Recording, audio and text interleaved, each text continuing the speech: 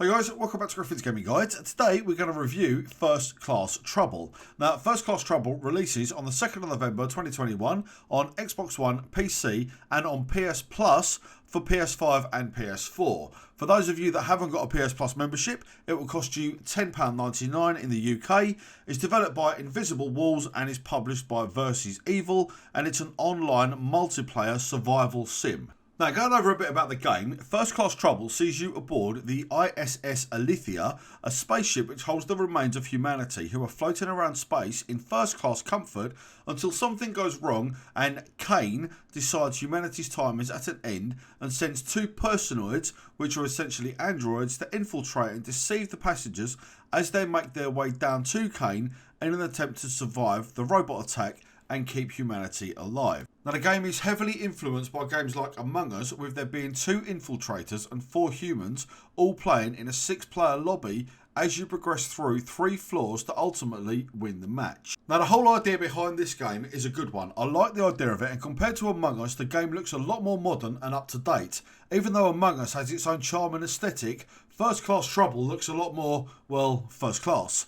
You have to work as a team in this game, as it's the only way to progress, which is great when you have a team of friends or cooperative players with mics and you're all on task to get the job done. The format, however, is a double-edged sword of sorts, as the personoids are trying to deceive you into thinking they're human so as to get to the Kane module, ultimately preventing the shutdown. Now, all 6 players in the lobby are human. You have to have 6 players in the lobby in order to be able to start the match. Like I say, you get 4 humans, 2 personoids. You don't get to pick who you want to be. It's randomly generated as you're entering the lobby.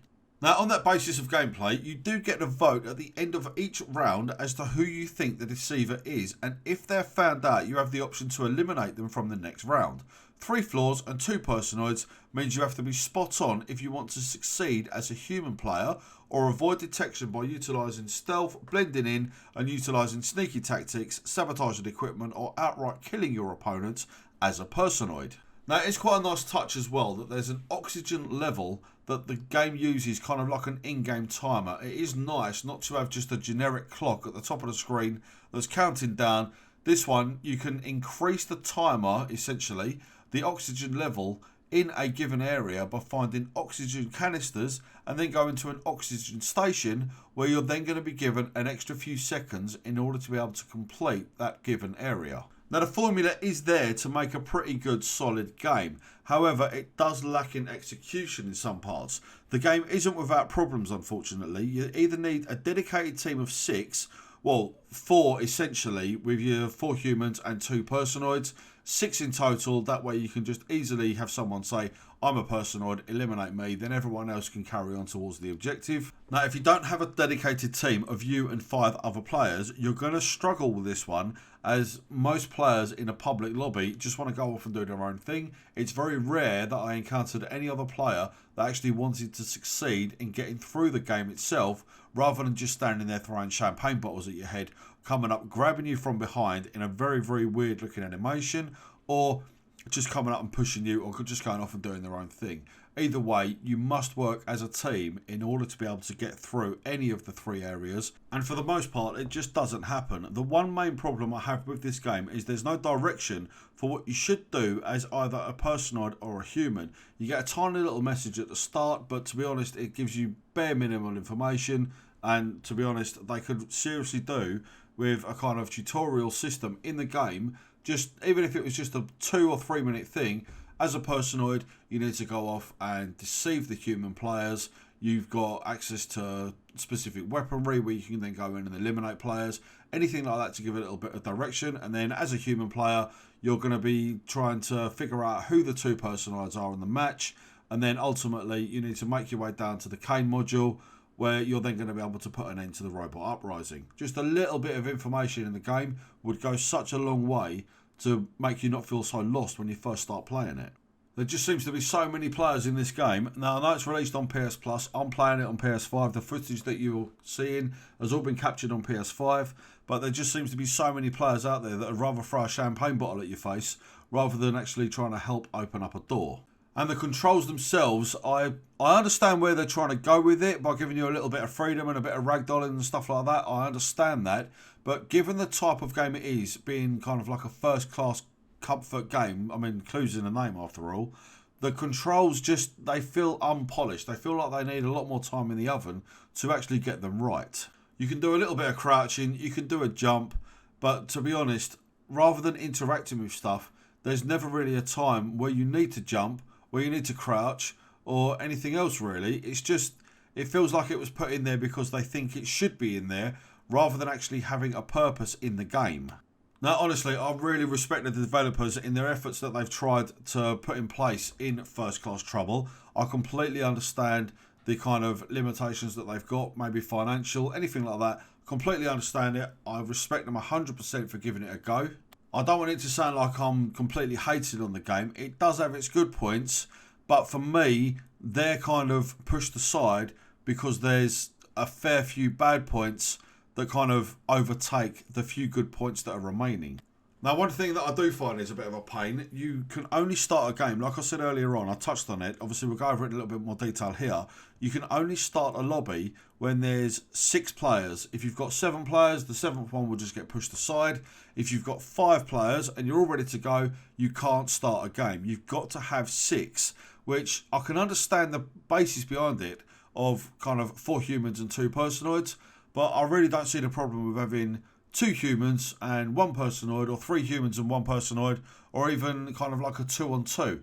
I don't see where the issue comes in with only needing to have 6 players. Just feels very limited, especially as this is an online only game. As soon as the online dies off, which it will do, it's inevitable, every online game dies off, well, near enough everyone anyway.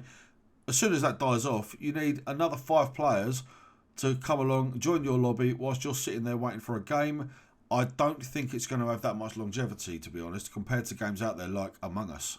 But I could be wrong. Hey, what do I know? I'll just make game reviews, trophy and achievement guides, and a few other bits of news on the website. Now, I do hope that I'm wrong in that statement. However, that said, I do wish the developers every success with First Class Trouble and all of their future endeavours.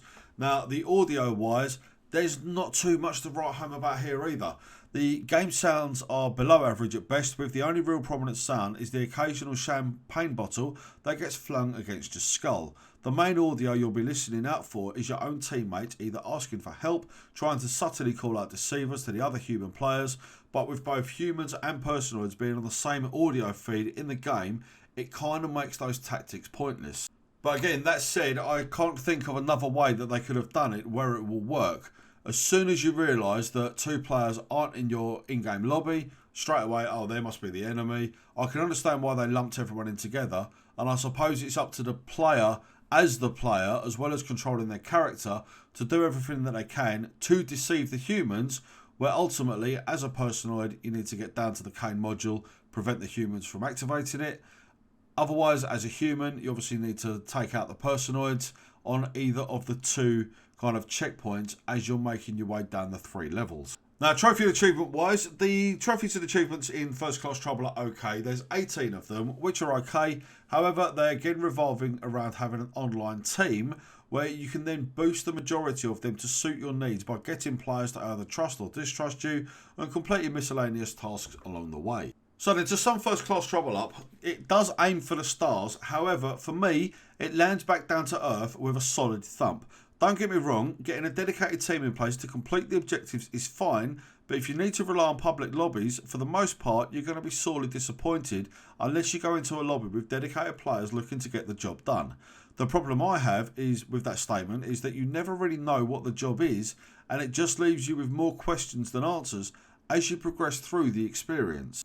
Now, that combined with woefully bad connections at launch and very poor in-game stability, so far I've played 38 rounds or games, whatever you want to call them, of First Class Trouble, and I've been kicked out of 14 of them due to poor connection, and I've had countless others where I couldn't find a game initially. And bearing in mind the game released on PS5 and PS4, PS Plus on the 2nd of November, I've done the majority of the footage and the review on the 2nd and the 3rd of November, obviously today.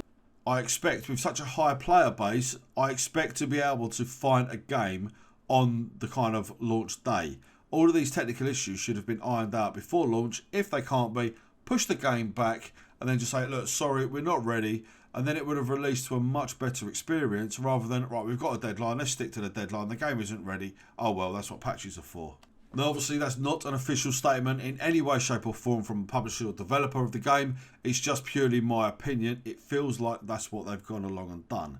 Now I think the developers could really be onto something here if they implemented, like I said earlier on, a tutorial mode and really just polished up the controls and the overall experience in game. Now, I really don't see an issue with there being, like I say, with a tutorial mode, for example, on the opening bar section when you're going into the lobby, have just an extra tab, tutorial, 2 or 3 minutes of just a little bit of information as a personoid, couple of minutes as information as a human. That way you can go in. I think that will really enhance the experience that other players will have in the game, as they're going to afterwards know what they're doing, basically. So overall, I'm going to award First Class Trouble a 5 out of 10.